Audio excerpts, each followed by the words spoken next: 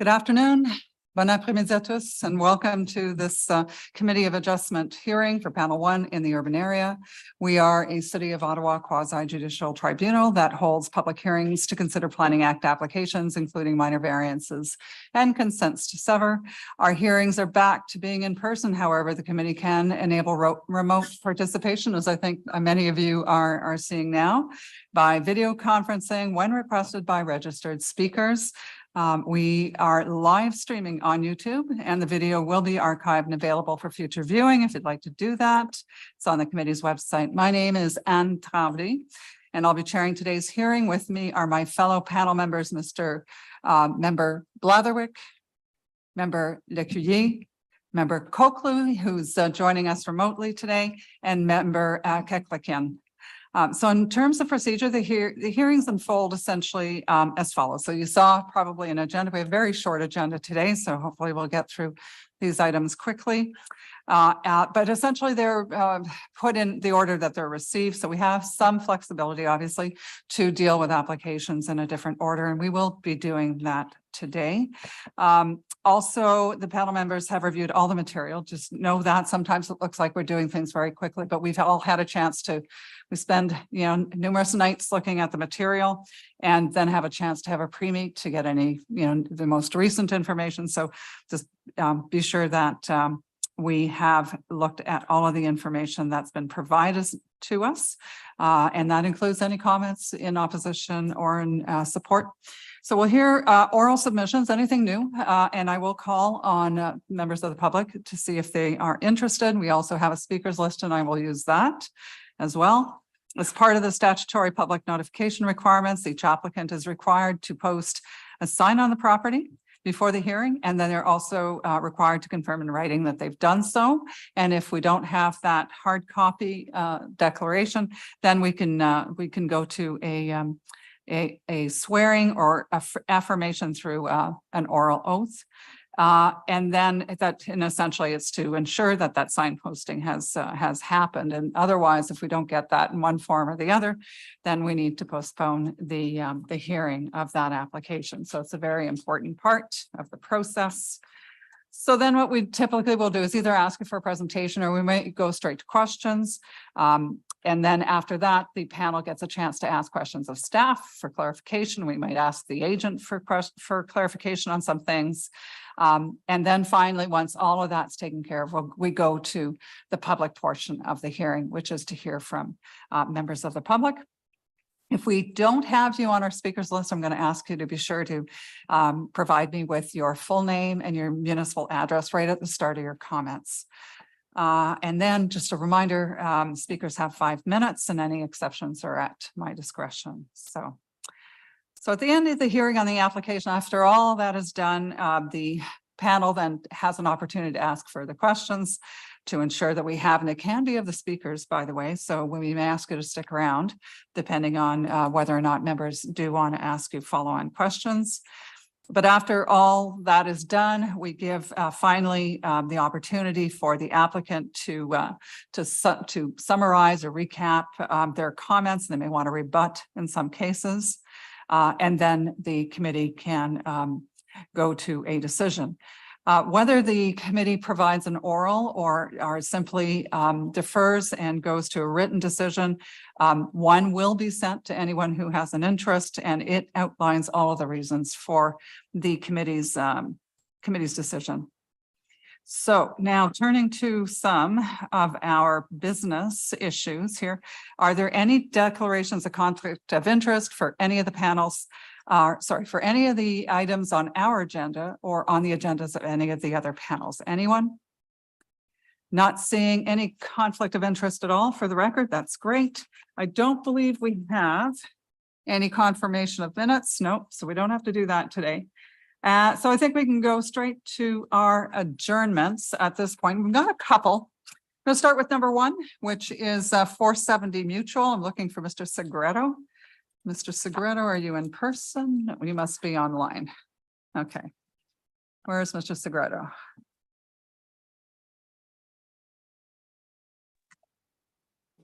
Good afternoon, Madam Chair, committee members. Good afternoon, Mr. Segreto. You're aware of the adjournment request? Yes, I am. All right. Did you want to just give us a couple of sentences on the purpose of that adjournment? Basically, planning has some issues or some concerns with the soft landscape for future trees. Therefore, I have to redesign the building to possibly change the driveways. So I would like at least a month in order for me to redesign the building and then submit it to planning again for their comments. All right. Thank you, Mr. Segreto. We've got September 6th as a date. Does that work for you? Yeah, the 6th works. All right. Any questions for Mr. Segreto on the call for adjournment? No, not seeing any. Call out to anyone in the public. Anybody want to speak to an adjournment request of September 6th for the application at 470 Mutual? All right, not seeing. So all those in favor of the adjournment? So for the record, it is unanimously adjourned to September 6th, and we'll see you then, and good luck, Mr. Segreto. Thank you so much. All right. The next one is number 598 Kirkwood, and I'm looking for on that one. The agent is Mr. Bisson.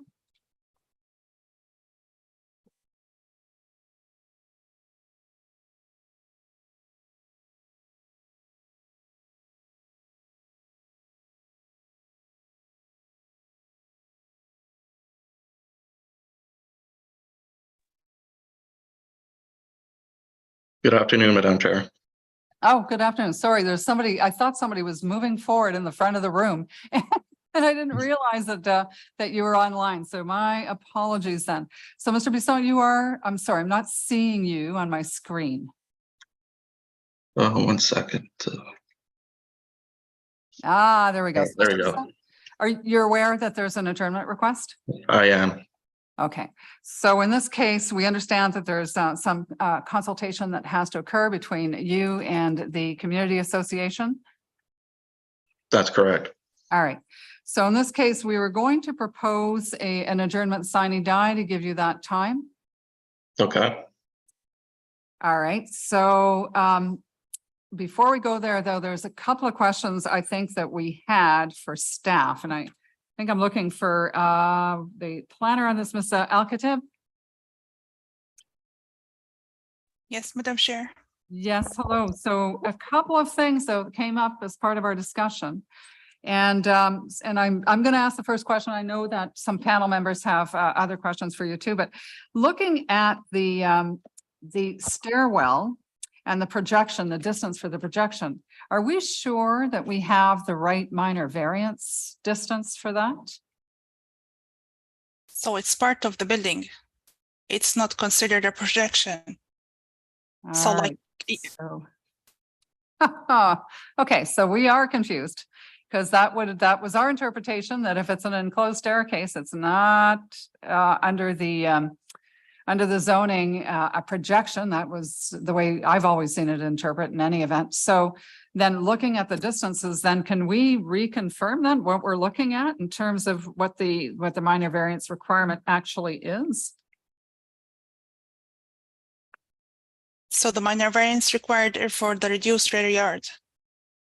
Yes, so it looks to us, and my plan is too small to see it and it's too dark in here, but what's the distance? Maybe Ms. Member Lucia has it. 1.59 meter. Okay. And we are asking for, I thought we were asking for more than that. Yeah, 2.94. So why aren't we at 1.5 then? So I didn't get this question. Could you repeat, please? All right, so the notice says that we're asking for reduced rear yard setback of 2.94 meters. And our plans, from what we can see, based on that wall, member Lecuyer, is what? So there's 2.95 to the bump out of the little bump out of the property line on one part, and then there's other measurements on other part, 1.69, depending on if that stairwell is enclosed or is not. All right, so it sounds like if we interpret it to not be a projection, we're looking at 1.59 then. Yes, Then why aren't we asking for that as our rear yard setback rather than 2.94? because it's the rear line of the construction of the building. All right, we must be misunderstanding this in some way. Okay, so you know what? It's a good thing that we've got a sine die on this because we need to look at it again and maybe we can convey our concerns about it to you in through committee staff so that we can ensure that by the time we come back, that we in fact have the right minor variance in front of us with regards to that rear yard. And with that, I'm going to go to member Lecuyer because I know she has some questions as well. Yeah, thank you, Madam Chair. I just wanted planning to confirm. So there was question raised by the public regarding what actual part of the property is the rear. If it's fronting on Kirkwood, why isn't it being considered the rear being the part of the building that's more close to the neighbor at, I believe it's on Devonshire. So could you clarify why the rear yard setback, why the rear yard is considered where it is on these plans? Yes, because the bylaw says that if all the principal dwelling units front on and face the longer street lot line, then this is deemed as the front lot line. So that's why the rear lot line, the rear yard is the one facing the other street than the Kirkwood. So the front is on Devonshire and not the front of Yes. on Kirkwood. Therefore, the rear is towards where it's being suggested in this Yes. application. Okay, thank you. Okay, any other questions then before I go to the public on the adjournment sine die? All right, is there anyone who would like to speak to that adjournment proposal? Sine die for the property at 598 Kirkwood? All right. If you want to come forward, you can. And we're just on the adjournment at this point. It's not to do. Okay, that's all right. That's fine. With that, then need to go to a vote on the adjournment. All those in favor? All right. So for the record, the application is unanimously adjourned. Sine die. Excuse me, Madam Chair. Yeah. We do have one participant that just raised their hand on Zoom. Thank you very much. So, all right. Is that Ms. Linker? No, who is it then? Sorry. Who have we got? Mr. Cutler from the right. Community Association. Sure. Mr. Cutler? Yes, thank you. I am with the Community Association, the Hampton Iona Community Group. We are fine with this adjournment. In fact, we argued that the application was premature. I just want to I don't know ultimately how many residents of the street raised concerns, but I just want to make sure that when there is a proposal for a meeting with the residents, that it include as many residents on Devonshire and perhaps along that little bit of Kirkwood and the Community Association, not just the Community Association. All right. So Mr. Cutler, if we wanted to ensure that the agent had the right people to talk to, should he reach out to you and make sure that I don't have the names of the people who submitted. We should be on the list, but it should also, I only know of 2 residents who have put in submissions, but there may be more. So perhaps the committee has a more fulsome list. Well, we certainly do have the file that Mr. Bisson is welcome to obtain all of the comments from if he wants and to reach out to those individuals. I just thought maybe if you had a network within your association to ensure that everyone was included, that would be another option. But I guess maybe doing both, belt and Yeah, it's a bit hit or miss how many people on that street are members of the Community Association or signed up to receive our newsletters. All right, fair enough. Then, Mr. Bisson, I would suggest that you do get those letters and maybe reach out to the community association directly also to set up a meeting and get those notices out about the meeting. So that'd be good. Okay. Thank Any you. questions then, Mr. Bisson, on any of that? No, do you know when the adjournment date will be? Well, no, sine die means that you need to then do the consultation and get back to committee staff and they will recirculate on a date. So we are applying a recirculation fee to get a new hearing date then. I believe that, yes, that would apply. Okay. All right. Okay, so now I need to go to a vote. So all those in favor? Okay, so it is unanimous that we are adjourning this application sine die. Thank you very much. So that one's sine die. And Ms. Alcated will get you those questions so that we ensure that we have, in fact, the right distance on that minor variance. Okay, so I believe there was another that we wanted to talk about. Now, which one was it? Was it number? Hang on. Wasn't 2. Which one were we looking at? For geotechnicals? Oh, yeah, that's right. Number 2. Thank you for that. All right. So not on our list, but worth having a chat, talking about 435 Echo, looking for Ms. Soar.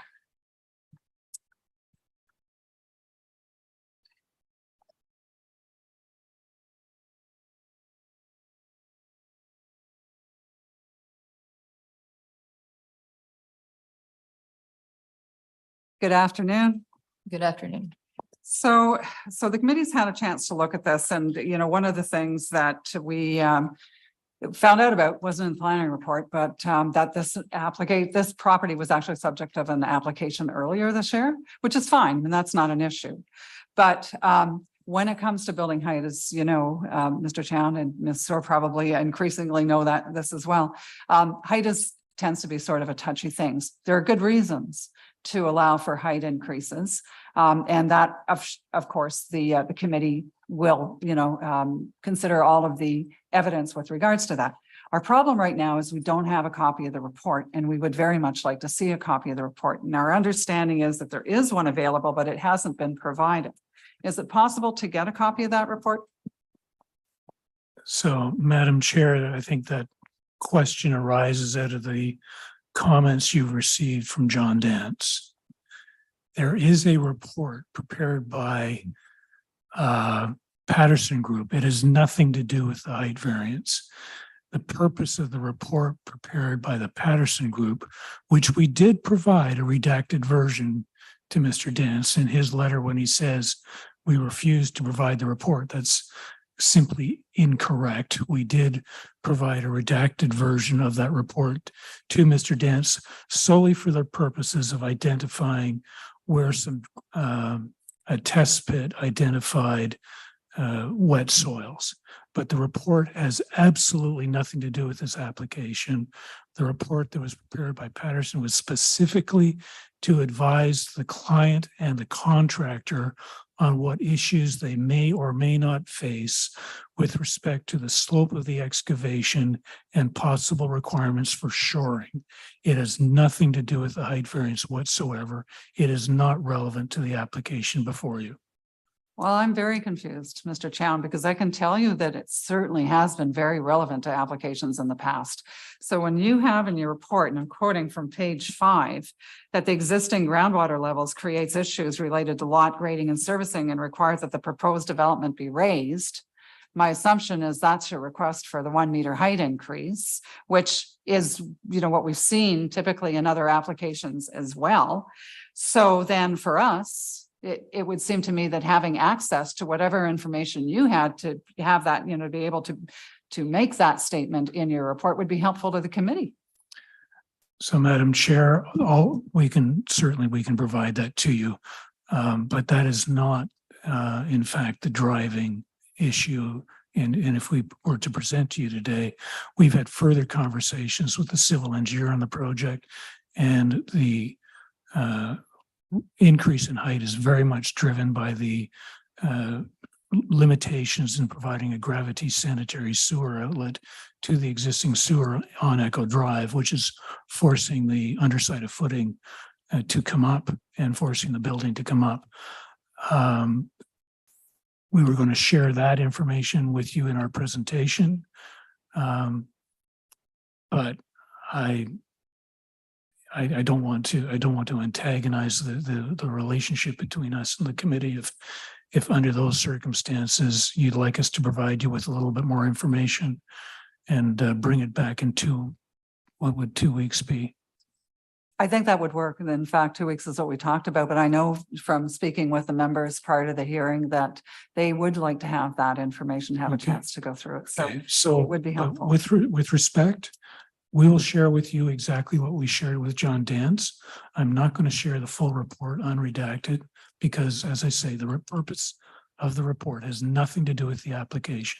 There just happens to be one paragraph in the report that speaks to where they encountered groundwater. And that's the only relevant information to this hearing, and we'll happily provide that to you. We will also provide you with the information from the civil engineer, which speaks to the gravity outlet for the sanitary sewer. We'll provide both of those things to the committee. That's great, because when you mentioned that, that sort of came to my mind too. It'd be nice to hear from that civil engineer and maybe have it incorporated in the staff report. So is it Ms. Linker, or who have we got on this file? Sorry, not seeing the who have we got? Hang on. Yeah, I believe it's Ms. Linker. Is it Ms. Linker? Why I'm not finding it on this is in any event. So Ms. Linker, if you would have do get us that information. And then if you wouldn't mind revising your planning report to provide the whatever discussions you've had internally with our servicing group so that we have that before us would be appreciated. So we will be looking at the August, what date are we looking at? August 16th works. I'm going to look at our coordinators and our deputy secretary treasurer. Are we okay for the 16th? Yes, Madam Chair. All right. So with that, then thank you for understanding that. And we will see you.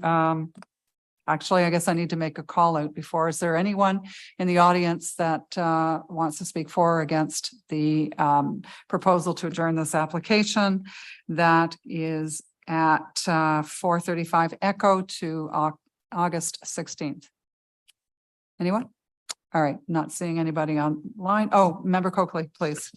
No, excuse me, this isn't an objection. It's just a request that perhaps when the applicant comes back, if you might be prepared to address the question whether this application is premature, given that you are still waiting for the Ontario Land Tribunal decision on the rear yard setback, or if you could at least clarify then that the decision on the rear yard setback would have no impact on the plans that you're proposing, and that we would essentially we wouldn't be approving the plans, but we would be approving the variance in the context of those plans. I don't need the answer now, because if you're coming back, you can address it at that point. Absolutely, we will do that. Thank you. All right, so and then Ms. Linker, if I could also ask you to add to your staff report the background on that. So what minor variances like we heard, but if you would mind recapping what those minor variances were, maybe provide a bit of a site plan for us. And also we know that the rear yard two were approved, one was denied, and that's the subject of the OLT, I believe. So if you wouldn't mind just giving us a summary paragraph of all that in your report, that would be helpful as well. Okay, thank you. All right, so now I'm going to a vote. So all those in favor of the adjournment to August 16th. All right, so for the record, the application is adjourned to August 16th and it's unanimous. So we'll see you in a couple of weeks. Thank you. That leaves us with essentially applications 3 and 4, which are our unopposed applications. So we can go quickly through those. So for 167 Gilmore, the agent I'm looking for on this is Saya. Mr. Saya.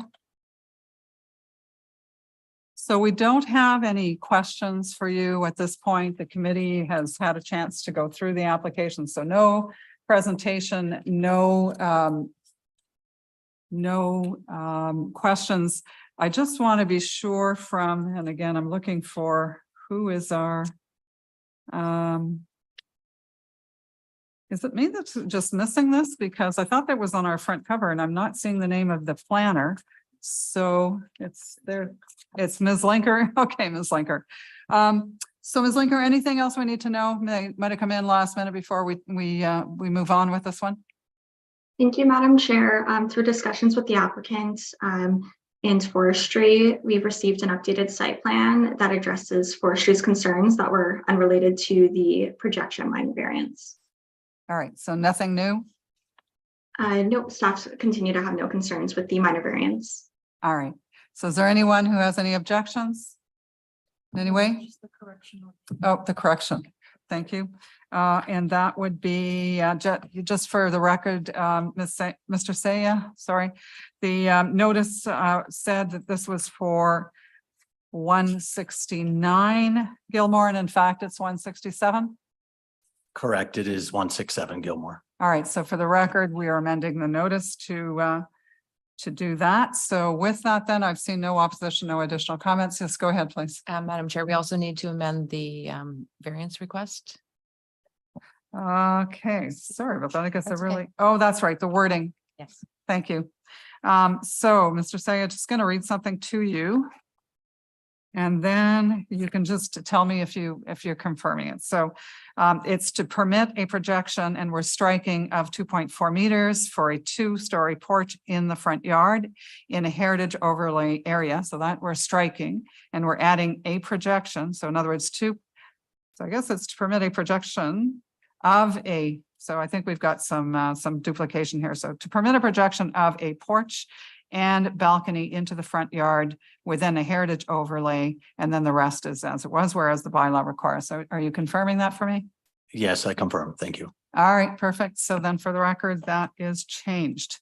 I think I've covered everything. We can go to a vote. All those in favor? All right, so for the record, the application is unanimously granted. The next, thank you, Mr. Saya.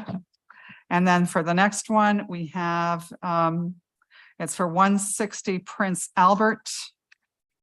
And we're looking for, agent is Al Madani.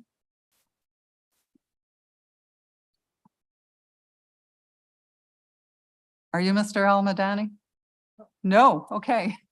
All right, so where have we got Mr. Al Madani? Is he online here? I'm here. Oh, Ms. Al Madani, my apologies No problem. for that. It's hard to tell. Okay, so we again don't need a presentation. We do have one question though. So Member Blatherwick, go ahead, please. Okay.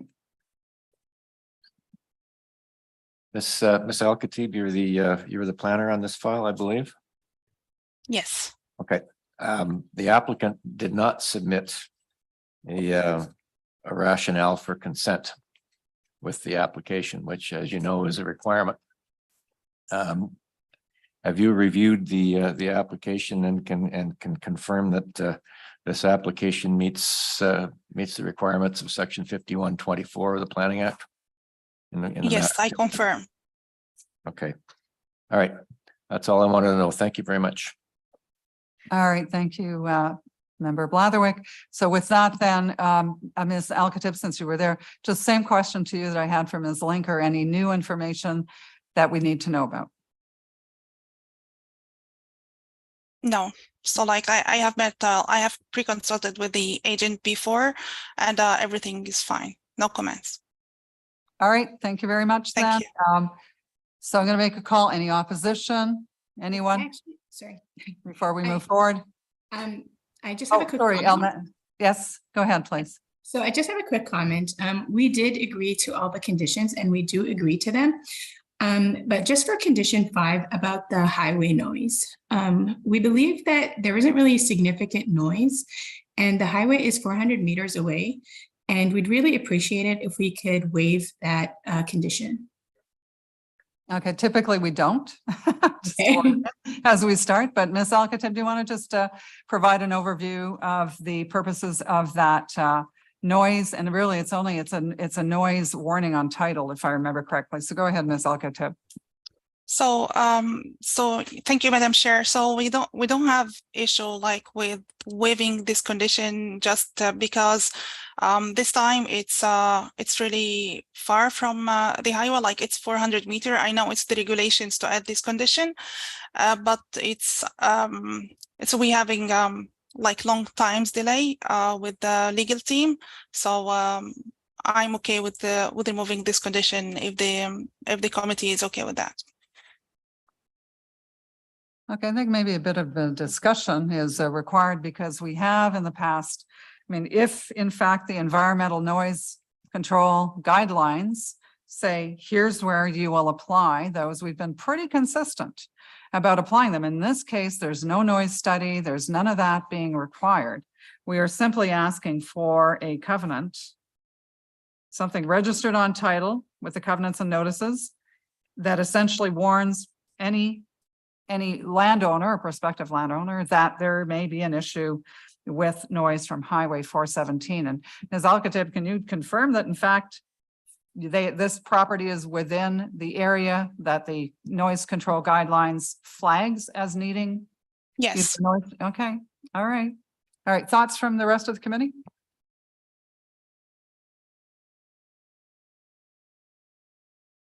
No comments? All right, so I kind of need to know where you are with regards to whether or not we waive this one.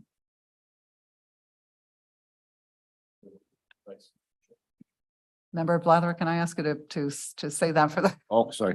I prefer to leave it in place, Madam Chair, in abundance of caution. I agree. Okay. All right, so I'm hearing, well, there's at least 4 out of the 5 of us. Member Coakley. Sorry, I, again, like Member Blatherwick, out of abundance of caution, I would be inclined to leave it in. It might be hypersensitivity on the city's part, but noise can be issues down the road, so.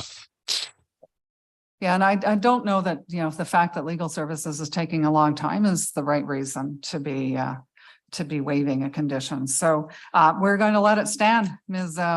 Almadani. Okay. And it's really, we just want to be sure that we're fair to everyone. So we have been applying this consistently over other applications. I don't think a noise warning clause is overly onerous. The study is far more onerous. In this case, the building's already there, so we can't do anything about it. And hopefully it might have been caught at the time that it was built. Do you know, in fact, if it was caught at the time that it was built? Was a noise study done? There was no noise study done, but yeah. But just the owners have said they really don't hear any noise at all. Yeah, that's, the one thing about noise is that, in fact, you become less tolerant to noise over time. So that's, studies have shown that. So I think it's better to leave it there. So we'll leave the condition in place. So with that then, so any opposition, this was supposed to be a fast one. We should have brought it back down into the agenda, but any opposition or anybody want to speak either in support of the application, because that's okay too. And I'm not seeing there's nobody left well, no, we do have a couple of people left in the room, but they're not this application, I think. So with that, then we can go to a vote. All those in favor? All right, so for the record, the committee is approving your application subject to the conditions that we talked about. So 1 through, and 1 through to the noise warning. Thank you. Well, thank you very much then. And with that, that brings us actually to the end of our agenda. I know we don't have to, but I'd just like to make sure, can somebody move that we close we adjourn the hearing? Thank you, Member Blatherwick, and seconder. Thank you, Member Keklikin. So that's good. So we're closed. We're done for today. Thank you very much to committee staff as always. And also to you, Ms. Linker and Ms. Alcatab. We appreciate your time.